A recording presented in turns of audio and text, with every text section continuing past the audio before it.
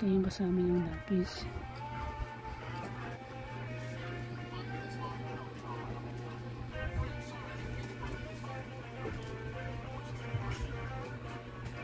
So ayan, dito ilalagay natin yung lapis niya.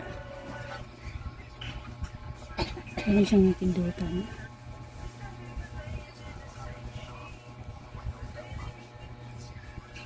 Hindi marinig yung ingay. Yan.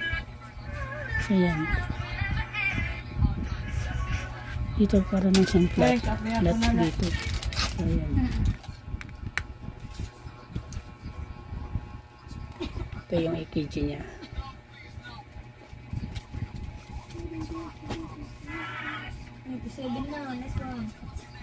So yan.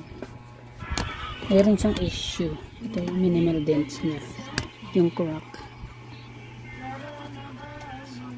Ito yung kanyang minimal dents.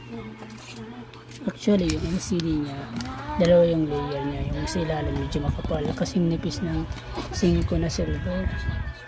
Tapos yung dito yung tempered glass niya na pinag-isa ng LCD niya sa kanyang panel para lang siyang layer ng kumbaga sa skin natin. Ito yung skin niya. Tapos manipis lang siya kasi nipis siya ng stand or yung blade.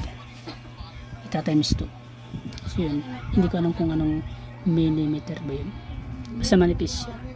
Tapos yung tempered glass ibabaw dito. Iba yung tempered glass, mostly mayroon siyang espasyo na maliit para nahalata na tempered glass siya. Hindi siya totally full screen. Yung tablet, yung cellphone, mayroon siyang pinaka-layer na parang tempered glass din siya. Yung lang para siyang invisible kasi pantay siya sa tempered niya. So yan. Yan, bubuksan natin. Ito lang yung issue niya. Meron siyang crack.